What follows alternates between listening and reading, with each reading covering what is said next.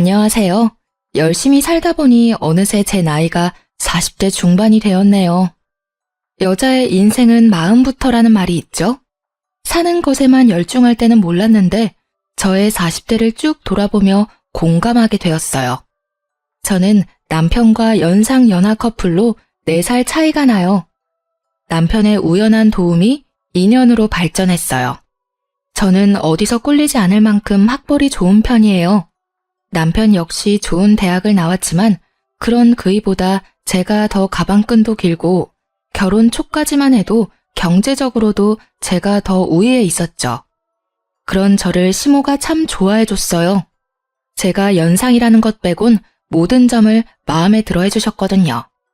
남편과 연애 당시이자 결혼 이야기가 오가기 전부터 시모는 저를 예비 며느리라고 칭하며 당시의 주변 지인들에게까지 자랑하고 다닐 정도였어요.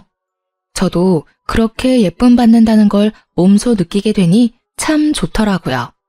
남편과는 결혼을 전제로 연애를 시작했기에 시모의 그런 모습이 와닿았던 것 같아요. 하지만 결혼 과정이 순탄치는 않았어요. 상견례를 마치고 돌아온 날 저의 친정엄마가 시모가 마음에 들지 않는다며 크게 반대하셨거든요. 남편을 보고 그렇게나 반기던 친정엄마였기에 이해하기란 쉽지 않았어요. 결국 상견례 때 결혼식 날짜도 정하지 못한 채 파했어요. 저희는 몇 날 며칠을 친정에 찾아가 엄마를 설득시켜야 했어요. 상견례 때 시모가 모나게 행동한 적은 단 한 번도 없었음에도 반대하는 이유가 뭐냐고 물었지만 엄마는 입을 떼지 않았어요. 하지만 자식이기는 부모 없다는 말이 딱 맞는지 저와 남편의 노력 덕에 꼬박 2달 만에 친정엄마가 마음을 열어 결혼 승낙을 받게 되었어요. 그때까지만 해도 저는 친정엄마가 결혼을 반대한 이유가 딸 시집 보내는 부모 마음이 다 그런가 보다 여겼죠. 그렇게 저와 남편은 상견례 후 10개월 만에 결혼식을 올릴 수 있었어요. 그런데 예식을 올리는 날까지 친정엄마는 뭐가 그리 불안한지 제게 걱정이 가득한 얼굴을 한 채 당부했어요. 우리 딸 이렇게 보니 곱디 곱네. 딸, 결혼에 그 집안 식구가 됐다고 해도 네 성격을 죽여가며 모든 비위를 맞출 필요는 없어. 엄마 말 무슨 뜻인지 알지? 엄마도 참, 이렇게 기쁜 날 뭐가 그리 걱정이야. 내가 어디 가서 내 생각도 말 못하는 팔푼이야? 엄마 아빠가 잘 키워주신 덕에 나 어디서든 당당하게 살았고 앞으로도 그럴 테니까 그런 걱정하지 마. 알겠죠? 그래, 우리 딸 늘 당당한 모습이 예쁜 아이지. 엄마는 딸 믿어. 숨김없이 네 모습 그대로 사랑받으며 살아. 사돈댁에도 언제나 네 의사 분명히 밝히고 또 존중받으면서 말이야. 엄마, 사랑받고 자란 아이는 사랑을 주는 방법을 알고 있대. 나 엄마 아빠한테 받은 사랑 늘 마음에 간직하고 있으니까 새로운 가족들에게 이 사랑 나누면서 행복하게 살게. 우리 딸 언제 이렇게 컸어? 그렇게 이야기해주니까 엄마 마음이 놓인다. 고마워 딸. 저희 부부는 많은 축복을 받으며 예식을 마쳤고 그 후 우리 부부의 생활은 그저 순탄했어요. 친정엄마의 염려와는 달리 시댁과 여전히 사이도 좋았고요. 결혼 3년 후쯤 되었을 무렵 시부모님께서 이따금 손주를 보고 싶어하는 뉘앙스를 풍기셨고 정말 신기하게도 그 해가 다 지나기 전에 제가 딱 임신을 하게 되었어요. 시부모님은 제게 매번 예쁜 집만 골라 한다며 저를 얼싸안고 좋아하셨죠. 반면 제 임신 소식을 들은 친정엄마는 만감이 교차한 듯 보였어요. 말은 축하한다고 하지만 표정이 마냥 밝지는 않았거든요. 저는 그저 당신의 딸이 한 아이의 엄마가 된다는 것에 대해 여러 감정이 들어 마음이 저릿한 것이라 여기며 넘겼어요. 언제나 걱정이 앞서는 분이라는 걸 너무도 잘 알았으니까요. 저는 임신 중에도 일을 쉬지 않았어요. 친정 부모님께선 사위가 능력이 없는 게 아니니 몸 관리에만 백방으로 신경 썼으면 한다고 하셨지만 저는 어디 아픈 것도 아닌데 일을 쉬고 집에만 있고 싶지는 않더라고요. 그렇게 출산 예정일이 2달 앞으로 바짝 다가온 후에야 저는 출산 준비를 위해 육아휴직을 썼어요. 그런데 제가 일을 쉬기 시작한 날을 기점으로 저를 대하는 시모의 태도가 묘하게 바뀌었어요. 하지만 눈에 띄지 않았고 제가 출산을 앞두고 있어 예민해져서 그렇게 느끼는 거라고만 생각했어요. 하지만 곧 제가 예민한 게 아니었다는 걸 알게 되는 일이 생겼죠. 그날은 친정엄마와 아기용품을 사러 함께 가기로 약속했던 날이었어요. 만나기로 한 약속 시간이 2시간 남짓 남았을 때 연락도 없이 우리 집에 시모가 찾아온 거예요.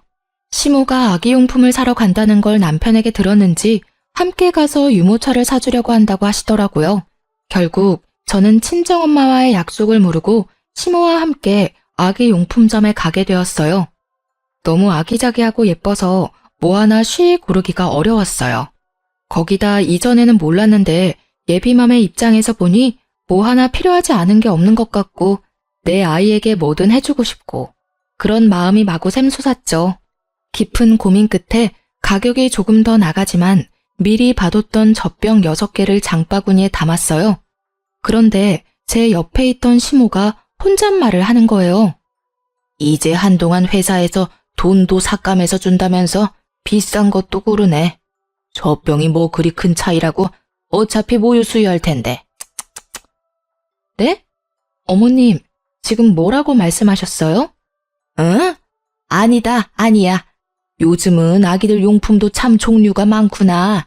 같은 젖병인데도 브랜드가 이렇게 다양하다니 말이야. 다 비슷해 보이는데 금액도 천차만별이고 요즘은 아기들 용품으로도 상수를 부리니 원. 나는 시모의 혼잣말을 못 들은 척하며 되물었고 시모는 둘러대면서도 상술이니 뭐니 하며 탐탁치 않아 했어요. 저는 이미 들은 걸 못 들었다고 하기엔 너무 기분이 상해 장바구니에 넣었던 젖병을 뺐어요. 그냥 나중에 저 혼자 다시 와서 편히 사야겠다 싶어서요. 하지만 시모는 제가 젖병을 빼는 모습을 보고 말을 얹더군요. 왜 고심해서 골라놓고 내려놓니? 한참을 젖병 앞에 서 있었으면서 말이야. 내 눈치 볼 것도 없다. 네 눈치 주려고 따라온 게 아니니. 어머님 말씀대로 종류가 너무 많아서 쉽게 고르기 어렵네요. 조금 더 고민해 보는 게 좋을 것 같아서요. 그러니? 그래, 잘 생각했다. 젖병 원리는 다 같은데 디자인이나 브랜드 차이로 10,000원이 우습게 오르고 내리고 하니 잠깐 고민하고 고르긴 어렵지. 저는 서둘러 유모차만 사서 돌아가려고 유모차 진열대로 향했어요. 거기서는 시모가 사주는 거니 가격대를 먼저 본 뒤 골랐어요. 가격은 중간 정도 하면서 디자인이 마음에 드는 걸로요. 그런데 이번에는 시모가 들으라는 듯 좀 전보다 큰 목소리로 혼잣말을 했어요. 남이 사주는 거라고 비싼 것도 고르네. 몇 년이나 쓴다고 아기용품에 돈을 쳐바르는지, 에휴. 어머님, 혹시 부담되시면 말씀해 주세요. 꼭 유모차 선물은 안 해주셔도 괜찮아요. 응? 얘는 그게 무슨 말이니? 그런데 좀 가격이 비싸긴 하구나. 이런 아기 유모차는 몇 년 쓰지도 못하는데 말이야. 요즘은 중고로도 사람들이 새 것 같은 거 많이 팔기도 하던데 환경 생각해서 그런 것도 참 좋아. 그렇지? 세아가, 너는 이 유모차가 마음에 든다는 거지? 그럼 그걸로 하렴. 어머님, 유모차도 오빠랑 조금 더 고민해보고 구매하는 게 좋을 것 같아요. 오늘은 이만 돌아가요. 그럼 그럴래? 뭐라도 하나 사주려고 했는데 아쉽네. 혹시 고민해보고 정해지면 말해주렴. 그날 저는 기분이 상해 더는 시모와 함께 쇼핑할 수 없겠다는 생각에 대충 둘러보는 척한 뒤 그중 가장 저렴한 가재 수건만 한 묶음 사서 나왔네요. 애초에 연락도 없이 불쑥 우리 집에 찾아왔던 것도 제가 돈 쓰는 걸 감시하려고 했던 것 같다는 생각에까지 이르니 속에서 화가 솟구쳤어요. 이날 남편이 퇴근하고 와 있었던 일을 다 털어놓고 다시는 시모에게 우리 일에 관한 건 일절 이야기하지 말라고 당부했어요. 알겠다면서도 시모를 두둔하는 남편을 보고 있자니 열불이 뻗쳤지만 처음 있었던 일이니 더는 거론하지 않고 넘겼네요. 그날 얼마나 스트레스를 받았는지 배가 땡땡하게 뭉쳐 밤새 고생을 했더랬죠. 하지만 고부 갈등에 대한 남편의 무지함과 시모의 간섭은 또다시 저를 괴롭혔어요. 출산 한 달을 앞둔 시기 산후조리원에 관해 남편과 말이 많았어요. 그래도 애를 낳는 것도 저도 몸조리를 해야 하는 것도 당연하니 결국엔 남편이 제 의견에 따르기로 했어요. 그런데 출산 예정일 딱 2주 전 시모가 제게 차 한 잔 같이 하자며 저를 불렀어요. 뭔가 쎄한 기분이 들었는데 아니나 다를까 남편이 고세를 못 참고 시모에게 다 떠들어댔는지 산후조리원 예약했다는 얘기를 들었다며 운을 떼더군요. 저는 당연히 몸조리를 위해 산후조리원에 다녀올 계획이라고 했어요. 시모는 제 대답에 기가 차다는 듯 코웃음을 치더니 이렇게 말했어요. 조리원을 가라 마라 하지는 않으마. 대신 산후조리원 다녀올 거면 네 돈으로 가렴. 너 그동안 돈 좀 벌었으니 모아둔 돈도 있지? 내 아들이 출산 비용이라도 다 낼 텐데 너 편하자고 가는 곳이니 네 돈으로 해야지. 내 말이 맞지 않니? 어머님께서 염려하신다는 건 알겠지만 산후조리원에 가던 안 가던 우리 부부가 상의해서 결정하는 거고요. 그 비용을 어떻게 할 건지 역시 저와 오빠가 결정할 문제예요. 제가 오빠와 잘 이야기 나눠보고 정했으니까 마음 쓰지 마세요. 예, 어디서 어른을 가르치려드니? 네가 보기엔 내가 우스워 보이니? 너희 집 가장이 내 아들이야. 그러니 내가 나서는 수밖에 없지. 내 아들 돈을 네가 막 쓰도록 둘 수는 없는 거잖니. 내가 산후조리원을 돈 때문에 가지 말라는 것도 아니고 네 돈으로 다녀오라는데 뭐가 문제야? 어머님 말씀대로 남편은 성인이고 한 가정의 가장이에요. 그러니 어린애 기르듯 저희 부부 문제를 간섭하실 수는 없는 거 아닌가요? 남편이 조금 더 어리다고 제가 마음대로 주무르며 함부로 대하지 않아요. 그러니까 한 발 물러서서 저희 부부를 지켜봐 주시면 좋겠어요. 좀 배웠다고 따박따박 말 대꾸 하는 것 봐. 간섭이라고 했니? 내 아들이 잘 살길 바라는 마음으로 이야기하는 걸 뭐? 간섭? 여자는 애 낳는 순간 시댁이고 남편에게 의리야. 알겠니? 2번 말 안 하마. 내가 말하는 대로 해. 그리고 꼭 출산은 자연분만으로 해야 한다. 제왕절개는 돈도 많이 들고 병원에도 오래 있어야 한다는데 네가 그렇게 쉬고 있을 동안 고생하는 내 아들은 누가 챙기니? 일하는 내 아들 챙겨줄 사람이 없다는 건 말도 안 되지. 어머님, 고리적 개념은 좀 버리세요. 어디 가서 그런 말씀하시면 좋은 대우 못 받으세요. 그리고 돈으로 사람을 이렇게 대하시는 건 아니죠. 제가 육아휴직 중이라고 무시하고 싶으신가 본데 저 어머님께서 무시한다고 무시당할 만큼 돈 한 푼 없지 않거든요. 부족함 없이 지낼 만큼 벌었으니 더는 저희 부부 문제로 관여하지 마세요. 저희 부부 사이 멀어지게 만들고 싶은 게 아니라면요. 저는 이렇게까지 확 변해버린 시모를 보고 있자니 소름이 다 끼쳤어요. 시모에게 관여하지 말라고 딱 잘라 말한 뒤 집으로 돌아오는 내내 화가 나 미칠 지경이었어요. 그날 저는 집에 돌아와 남편과 대판 싸웠습니다. 당신, 내가 우리 문제 어머님께 말하지 말라고 했던 거 기억 못해? 내가 왜 당신이 한 가벼운 처신으로 이렇게 피해를 봐야 해? 네 부모면 나한테 그렇게 함부로 감나라 배나라 하면서 참견해도 되냐고. 내 처신이 뭐? 엄마가 당신 걱정을 좀 하길래 덜어드리려다 보니 말이 나왔을 뿐인데 도대체 왜 미친 사람 마냥 난리야? 걱정? 웃기지도 않네. 나를 걱정하는 사람이 출산 방법까지 이래라 저래라 하면서 정해줘? 그리고 내가 왜 당신네 집안의 을이라는 말을 해? 그게 걱정하는 사람 태도니? 어? 당신네 엄마가 나를 기만하는 건 이번이 끝이야. 또 이런 일이 반복되면 그땐 결혼이고 뭐고 다 끝이라고. 당신이 얼마나 우리 엄마한테 기어올랐으면 엄마가 당신한테 그런 말까지 하겠어? 나한테 이렇게 성내기 전에 당신이 엄마한테 보인 태도에 대해서나 생각해봐. 당신은 지금 우리 엄마 나쁜 사람 만드는 것에 급급한 사람으로밖에 안 보여. 남편과 싸우는데 억울함이 몰려오더라고요. 저를 기만한 시모에 제 태도를 되돌아보라는 남편까지. 제가 원했던 결혼은 이런 게 아니니 속상한 마음을 달랠 길이 없었어요. 하지만 부부싸움은 칼로 물베기라고 하잖아요. 서로에게 그렇다 할 사과 한마디 하지 않았지만 또 그냥저냥 시간이 흐르는 대로 풀려갔죠. 제 출산이 바짝 다가왔으니까요. 출산 후 부부관계도 괜찮아졌고 시댁 가는 걸음도 줄었어요. 그 덕에 저는 아이의 육아에 전념할 수 있었고요. 그런데 엄마 마음이라는 게 그런 건가요? 점점 육아에 대한 욕심이 생기는 거예요. 어느덧 회사 복귀할 시기가 다가왔고 저는 결국 제가 그동안 쌓아온 커리어를 모두 포기하고 육아를 선택했네요. 물론 남편은 이런 제 선택을 반대했어요. 맞벌이 부부로 지내야 아이에게 더 나은 환경을 제공할 수 있다면서요. 그러나 이 또한 핑계라는 걸 저는 잘 알고 있었어요. 남편은 외벌이에 대한 부담이 크다며 입이 닳도록 말하곤 했으니까요. 저는 남편의 하소연에도 꺾이지 않았고 그로 인해 또 한 번 곤욕을 치렀습니다. 제가 회사에 사직서를 내고 온 날이었어요. 남편은 또 시댁에 가 푸념이라도 했는지 시모가 또다시 들이닥쳤어요. 너 회사에 사직서 내고 왔다면서? 이것은 모조리 아니야? 내 아들을 말려 죽일 작정이니? 요즘 시대에 외벌이가 웬 말이야?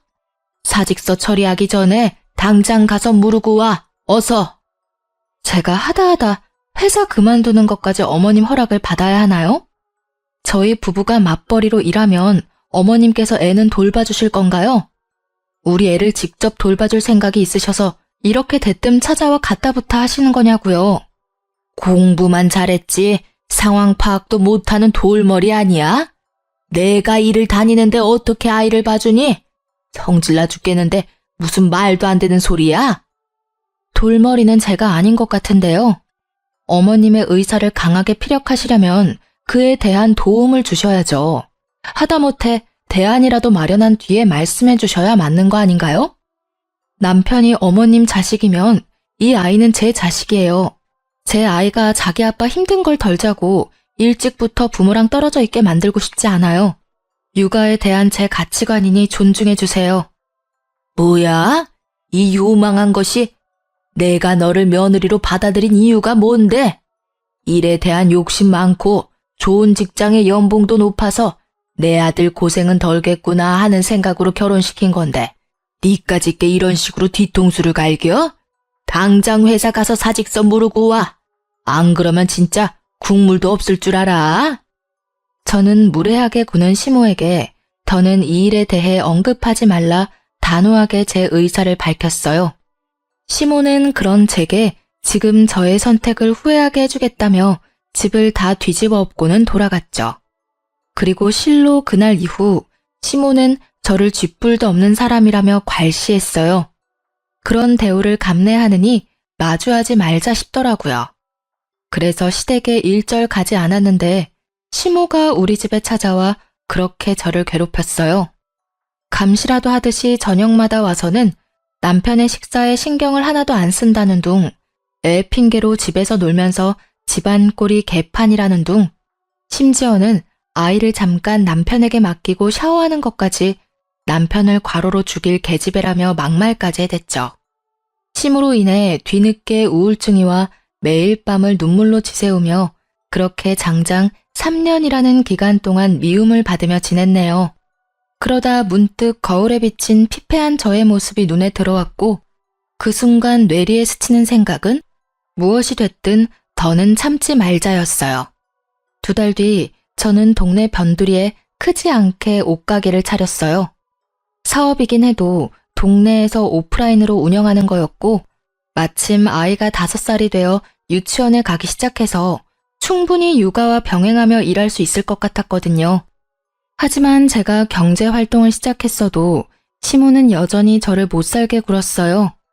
제가 옷가게를 차렸다는 걸 알고는 가게까지 찾아와 제게 삿대질까지 해대며 언성을 높였어요. 정말 간도 크네. 어떻게 사업할 생각을 하니? 이거 다 네가 빼놓은 비상금으로 차린 거라며? 어떻게 이 정도로 영악하고 못돼 먹었는지. 이렇게 사고 칠 돈 있었으면 내 아들 내조나 잘할 것이지. 회사에 들어가랄 땐 죽어도 싫다고 버티더니 버튼 곳에 돈까지 버리고 이게 다 뭐 하는 짓이야? 저도 더는 지겨워서 어머님과 이 말 저 말 하고 싶지 않네요. 제가 남편에게 사업하겠다고 자금을 주라고 했나요? 아니면 이 사업한다고 우리가 빚쟁이라도 됐나요? 도대체 왜 제가 하는 일마다 사사건건 참견질을 해대시는 거예요? 제가 뭘 하든 제 선택이고 제 인생이라고요. 내가 참견까지 하게 만드는 건 다 네 행실 때문이잖니. 어느 정도 미련스럽게 처신을 해야 내가 잠자코 있지.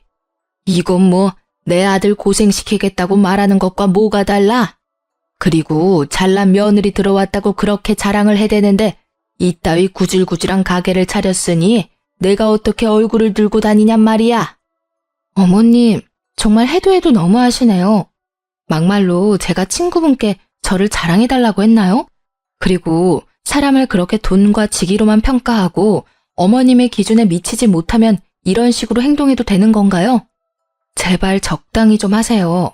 전 그렇게 자랑하고 다니고 싶으셨으면 남의 자식인 저더러 어머님의 기준에 맞추라 하지 말고 남편이랑 신우를 자랑할 가치가 있도록 키우시지 그러셨어요. 이게 지금 뚫린 입이라고 어디 시어미 앞에서 그런 말을 짓거려? 개나 소나 다 하는 옷가게 차리더니 이게 멍청해도 더럽게 멍청해졌네. 시모는 저를 향한 분노를 참지 못하고 제 얼굴을 내리쳤어요. 저는 시모에게 이렇게 하니 속이 시원하냐고, 아무리 가족으로 얽혀 있어도 이제 남보다 못하니 서로 마주하지 말자고 소리쳤어요. 시모는 그런 제게 자기가 바라는 바라며 이혼당할 준비나 하고 있으라는 말을 남긴 뒤 돌아갔죠. 그 뒤로 저도 전처럼 시댁에 발도 들이지 않았고 시모도 더는 찾아와 저를 쪼는 일이 없었어요. 남편이 도대체 자기 엄마에게 어떻게 굴었길래 이혼하라고 성화냐며 화를 냈지만 저는 그런 남편에게 진짜 이혼하고 싶은 게 아니라면 지금부터라도 행동 조심하라고 엄포를 놓았네요. 남편은 이혼은 무서웠는지 더는 시모의 우악스러움은 볼 일이 없었어요. 하지만 시댁 식구 모두에게까진 해당되지 않아서인지 보다 못한 신우가 저를 찾아왔어요. 그런데 참 다행히도 신우는 제게 자기 엄마를 이해해달라며 대신 자기가 제 일을 시간 내 자주 도와주러 오겠다는 거예요. 저는 탐탁치 않아 거절했어요. 하지만 신우는 매일 찾아와 저를 도왔어요. 하지 않아도 괜찮다고 말리던 저더러 곧 아이가 하원하고 올 시간이니 조금이라도 쉬라며 남편보다도 더 저를 이해하듯 말해주었죠. 그 덕에 저는 조금씩 신우에게 마음이 열렸고 이렇게까지 신경 써주는 게 너무 고맙더라고요. 그래서 인기 있는 디자인의 옷을 몇 개 빼놨다가 신우에게 선물했어요. 금방 지쳐 할 줄 알았던 신우는 그 후로도 자주 가게에 와 아이와 놀아주기도 하고 저를 돕기도 하며 지냈어요. 그러던 어느 날 제 딸이 몸이 아파 병원에 입원하게 됐어요. 아이들의 경우 보통은 고질적인 질환이 아닌 이상 사나흘 정도면 퇴원하는데 이상하게 아이의 컨디션 회복이 더뎌 결국 열흘 동안이나 입원해 있었죠. 그러니 당연히 제 옷가게는 그 기간 동안 문을 열 수 없었고요. 그런데 아이가 입원해 있다는 소식을 들은 신우가 제게 연락이 왔어요. 옳게 소식 들었어. 가게도 못 열고 무슨 일이래 참? 지금은 괜찮고? 아기가 아직 열이 안 떨어져서요. 어쩔 수 없죠. 그동안 가게도 못 열고 어떡하냐는 말이지 내 말은. 혹시 애 때문에 가게가 마음에 걸리면 내가 대신 가게 봐줄까? 괜찮아요. 신경 안 써주셔도 돼요. 제가 알아서 할게요. 에이, 가족 좋다는 게 뭐야. 이럴 때 시누이 써먹는 거지. 안 그래? 나중에 조카 다 낳고 거하게 한 통 쏘기만 하면 돼. 올케가 힘들어하는 게 눈에 보이니까 내가 다 마음이 아파서 그래. 도와주겠다는 선의의 마음을 올케가 굳이 거절 안 해도 되는 거야. 신우는 끈질기게도 자기가 봐주겠다더라고요. 결국 계속 거절할 수 없어 며칠만 부탁한다며 맡기게 되었어요. 신우 덕에 제 걱정도 덜어 한결 마음은 편하더라고요. 그렇게 나흘쯤 지났을 때 아이가 많이 호전되어 퇴원을 하게 되었어요. 가벼운 마음으로 다시 가게로 출근하게 된 날, 저는 가게에 도착하자마자 기함했습니다. 제 가게 매대에 진열된 옷들은 온데간데 없고 처음 보는 옷들이 걸려있는 거예요. 거기다 제 가게에 마치 자기가 사장이라도 되는 듯 떡하니 자리하고 있는 신우와 시모까지. 저는 신우와 시모에게 이게 다 어떻게 된 일이냐고 소리쳤고 그런 저를 보며 비웃으며 하는 말이 아주 가관이더군요. 아가, 지난 날은 내가 미안하게 됐다. 네가 이러려고 이 가게를 다 차렸나 본데 내가 그 깊은 하늘의 뜻을 이제야 알았어. 그게 무슨 말씀이세요? 지금 제 가게에 무슨 짓을 하신 거냐고요. 제가 판매하던 옷들은 다 어디 가고 이런 거적대기 같은 옷을 걸어둔 거예요. 어머? 내 취향인데 거적대기는 말이 좀 심하다. 참 드세다고만 생각했는데 순진한 모습이 다 있었네. 내가 가게 챙기겠다는 말을 너무 고지곳대로 들었나 봐. 내가 이 나이 먹도록 놀고 있는 건 불효잖아. 그래서 옳게 도우면서 일을 좀 배워뒀던 건데 눈치 못 채더라. 옳게는 학벌 좋으니까 나보다 취직하기 쉬울 거잖아. 그래서 내가 앞으로는 가게 운영하려고. 당장 내 가게 원상 복구해놔. 내가 아무리 당신네들한테는 외지인이라도 이러는 건 아니지. 애 키우면서 잘 살아보려고 노력하는 사람을 속이고 등쳐먹이려는 게 인간이야? 당신네들이 인간이냐고. 옳게. 말 조심해. 우리가 무슨 사기꾼들이야? 왜 그런 식으로 말을 해? 옳게는 정말 위아래도 없구나. 그러니까 엄마가 그렇게까지 했지. 능력 좋던 옳게는 그 능력 앞으로도 펼치면서 살아. 우리 집안 깊혀주려고 네가 들어온 건데 부응해야지 않겠어? 네가 우리 가족이 된 이유가 네 능력인데 말이야. 알고 보니 신우가 갑자기 저를 이해한답시고 가게에 찾아와 저를 열심히 도왔던 건 전부 제 가게를 뺏을 요량이었던 거예요. 남 밑에서 일 못한다며 사업을 버렸다 말아먹은 전적이 꽤 되는 신우는 이미 단골들도 생겼고 어느 정도 매출이 유지되는 제 가게를 노린 거죠. 시모나 신우 둘 다 자금이 없으니 다시 시작할 엄두가 나지 않으니 손 안 대고 코풀 작정으로 제가 가게에 없는 틈을 타 일을 벌인 거였어요. 그 속내를 알게 되니 들끓는 화를 도저히 참을 수가 없었어요. 저는 시모와 신우를 제 가게에서 끌어내고 곧장 문을 걸어 잠궜습니다. 밖에서 문을 열라며 두드리고 소리치고 난동도 모자라 가게 문을 박살내겠다며 큰 돌까지 주워와서는 행패를 부렸어요. 저는 결국 경찰에 시모와 신우를 신고했고 시부와 남편이 경찰서에 와서야 저를 헐뜯던 시모와 신우의 태도가 멈췄네요. 저는 그동안 제가 겪은 많은 일을 모두 털어놓았고 더는 이렇게 살 수 없다고 그 자리에서 이혼 선언까지 했어요. 이혼하겠다는 제 말에 남편과 시부는 청천벽력이라도 된 양 저를 말리느라 안달이 났어요. 신우는 그제야 죄책감이 든 건지 후폭풍이 무서운 건지 제 눈치를 보기 시작하더라고요. 하지만 시모는 이런 상황에도 아랑곳하지 않았어요. 아니, 콧대 높은 척을 하고 싶었는지 저를 노려보기까지 하더군요. 결국 그런 시모의 태도는 시부의 심기를 건드렸고 시부는 시모에게 고래고래 소리쳤어요. 당신 어서 사과해, 당장. 어영부영 넘길 생각 추호도 하지 마. 알겠어? 어떻게 부모가 자식 가정을 깨는 만행을 저질러? 며느리가 기분이 풀릴 때까지 무릎이라도 꿇고 싹싹 빌란 말이야. 당신 아들이랑 며느리가 이혼하는 순간 당신도 이혼당할 줄 알아. 내가 뭘 어쨌다고 저 되바라진 것한테 사과를 해? 지 좋은 능력 펼치고 우리 딸한테 가게 일은 넘기라는 게 뭐가 잘못이야? 사과는 내가 하는 게 아니라 받아 마땅하지. 네, 어머님 저한테 사과하실 필요 없어요. 아버님, 저 마음에도 없는 사과는 받고 싶지 않고요. 이제와 사과한들 뭐가 달라지나요? 저요, 이제 지긋지긋해서 싫어요.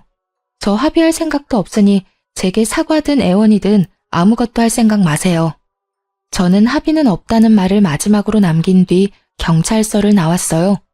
그런데 자기 가족 일이라고 제 가게까지 따라온 남편이 제 속을 또 긁어댔죠. 당신 정말 나랑 이혼이라도 할 생각이야? 아니, 우리 엄마랑 누나 지금 유치장에 있어. 정말 합의 안 할 생각은 아니지? 가족끼리 다툴 수도 있는 거지. 왜 이렇게까지 못되게 굴어? 어차피 앞으로도 얼굴 보고 지내야 하는데 괜히 더 사이 틀어지지 말고 잘 풀어야 할 거 아니야. 똑같은 말 몇 번씩 하게 만들지 마. 너한테나 가족이지 이제 나한테는 아니거든? 아니, 이전부터 니네 엄마는 날 가족으로 여긴 적이 없어. 네 엄마 기세어주는 도구 정도에 지나지 않았다고 난. 그러니까 나도 이제 와서 더는 가족 운운하면서 이해할 생각 없어. 누난 어떻게 사람이 그렇게 인색하다 못해 처먹었냐? 아, 몰라. 내 사전에 이혼은 없어. 절대 이혼은 안 해줄 거니까 그런 줄 알아? 애를 생각하는 엄마면 그렇게 무책임하게 말하면 안 되지. 그러고도 누나가 엄마라고 말할 수 있냐? 어? 공부 잘하는 거랑 인성이랑은 별개라더니 딱 누나를 두고 하는 말이네. 야, 무책임? 너 지금 무책임이라고 했어? 너도 알았잖아. 네 엄마가 나 자기 멋대로 주무르려고 했다는 거. 엄마라면 이혼을 입에 담으면 안 돼? 무책임한 건 내가 아니라 너야, 너. 인성 먹 같은 건 내가 아니라 너랑 네 엄마라고, 이 무례배 집안인가나.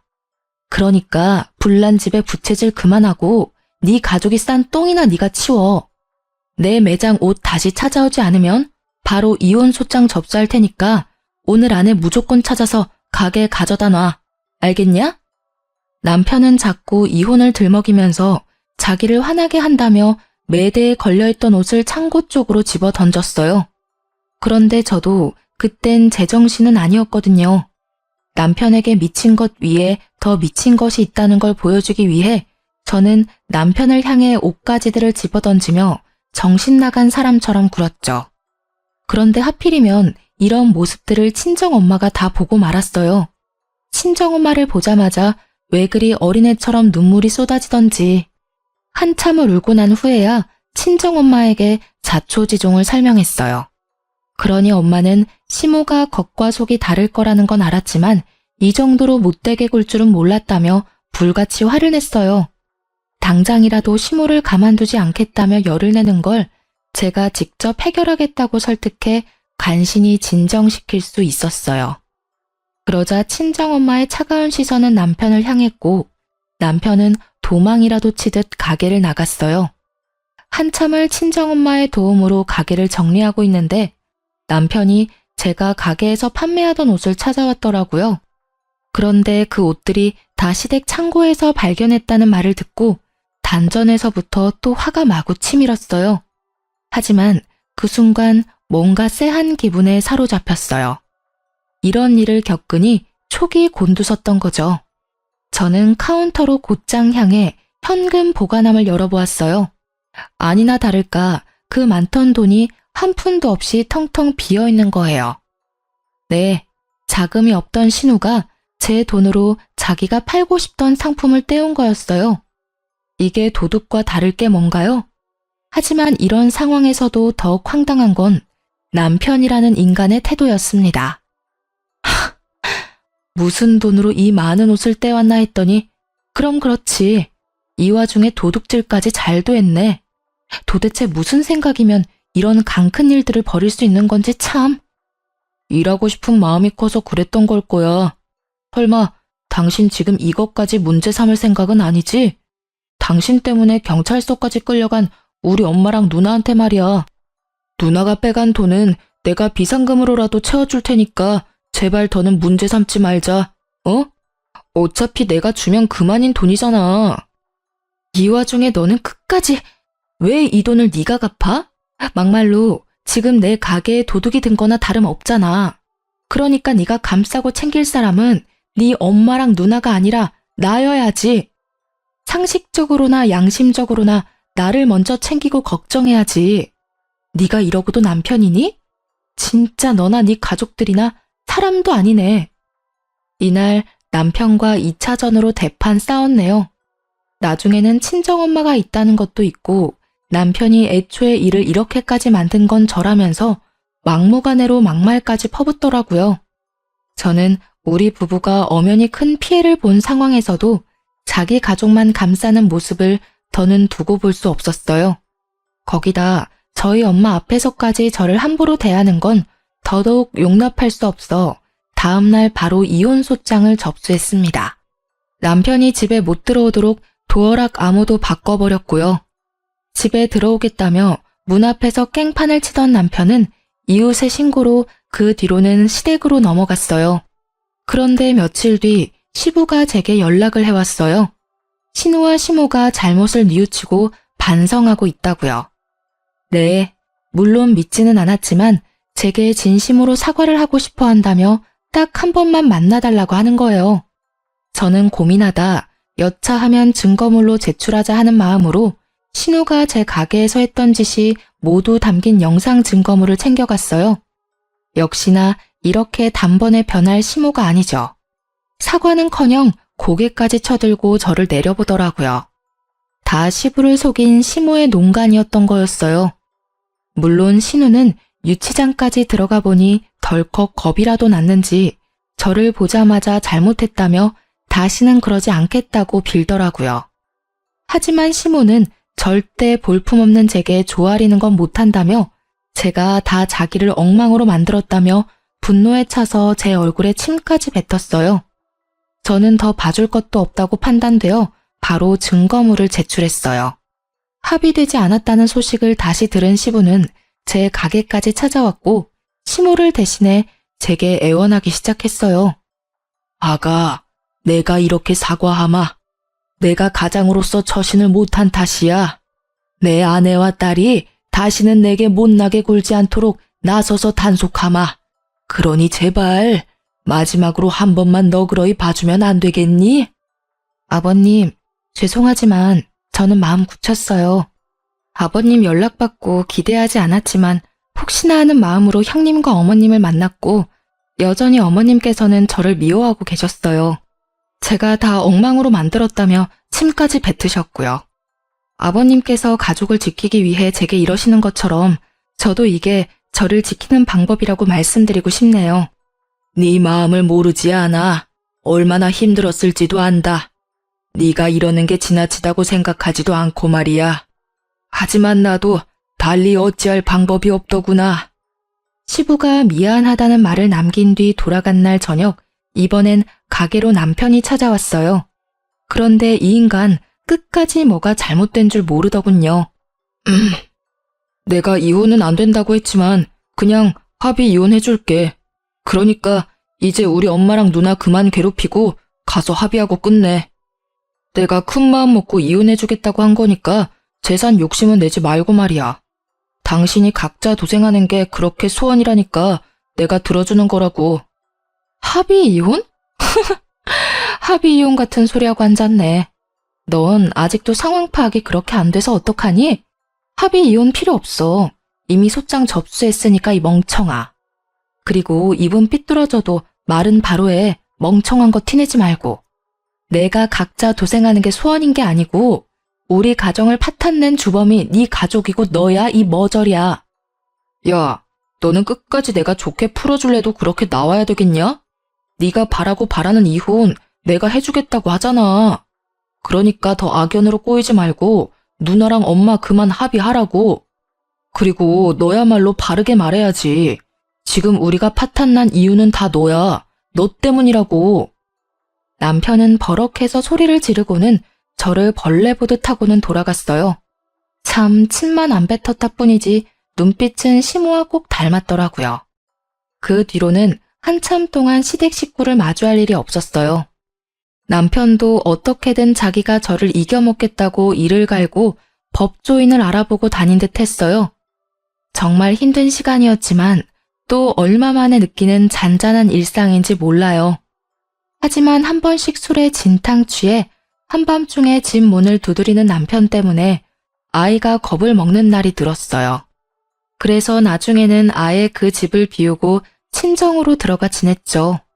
그때부터 아이도 저도 하루가 다르게 안정을 찾아갔어요.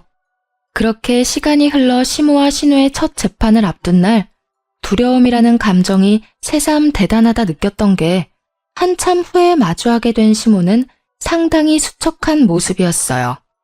시간이 흐를수록 위기의식을 느꼈던 건지 죽어도 못한다던 사과를 제 발로 저를 찾아와 머리까지 조아려가며 싹싹 빌더라고요. 예, 이제 내 아들과도 남남이 될 텐데 헤어짐일수록 좋은 기억이 남아야 하지 않겠니? 이제 그만하면 됐잖니. 제발 선처 좀 해주렴. 내가 이렇게 비마. 우리 좀 살려줘. 헤어질 일밖에 안 남았는데 왜 굳이 기억을 남기겠어요? 이제 와서 이러는 거 너무 없어 보이지 않나요? 어머님의 그 잘난 자존심 끝까지 지키세요. 가짜는 희망 갖지 마시고요. 사면 초가인 상황이 겁난 후에야 제게 사과하려는 시모의 태도가 더욱 기분이 나빠 거들떠보지도 않았어요. 시모는 제 바지가랑이까지 붙잡으며 눈물로 호소하고 매달렸어요. 하지만 저는 끝까지 일관된 표정과 말투로 시모의 사과를 거절했습니다. 그러고 얼마 뒤 신우도 제게 찾아왔어요. 참 웃긴 게 위기의 순간에는 가족도 뭣도 없는가 봐요. 신우는 제게 울며 불며 자기만이라도 살려달라고 울어댔어요. 옳게, 우리 그 일 있기 전에는 악감정 없었잖아. 내가 일도 도우면서 우리 잘 지냈잖아. 나한테 고맙다면서. 제발 나라도 살려줘. 응? 나 정말 무서워서 잠도 안 온단 말이야. 그 가게 내 가게로 꾸리라는 것도 사실 엄마가 다 시킨 일이야. 내 잘못이 아니라고. 나 정말 억울해. 억울하고 무서워 미치겠어. 형님, 아니, 다 끝난 마당에 동갑이니까 친구로서 말 좀 할게. 너는 그동안 편하게만 살아봤지? 그러니까 이참에 인생 공부한다 여겨. 억울하다고? 네 엄마가 시켰다면 시킨 대로 한 게 잘못이지. 그 나이 먹도록 옳고 그른 판단도 못해? 정당한 죗값 잘 받고 앞으로는 생각이라는 걸 하면서 살아. 네 양심이 올바른지도 좀 되돌아보고 말이야. 그 뒤로도 신우와 시모가 하루에 몇 번씩이나 찾아와 머리 숙여 사과를 했어요. 그게 반복되다 보니 사과 받아주고 선처해주지 않으면 콱 그 자리에서 졸도해버릴 거라며 협박까지 하더라고요. 결국 시부가 시모와 신우를 데리고 돌아간 후에야 저를 찾아오는 걸음을 멈췄어요. 끝까지 선처는 없었고 시모와 신우는 자기들이 저지른 일에 대한 합당한 처벌을 받게 되었어요. 하지만 남편은 자기 가족을 무너뜨린 제게 돈 한 푼 나눠줄 수 없다며 재산 분할에 관한 소송까지 걸며 이혼 소송을 질질 끌었죠. 하지만 남편은 자기가 원하는 바를 이루지 못했어요. 이루어질 수 없는 고집에 불과한 것이었으니까요.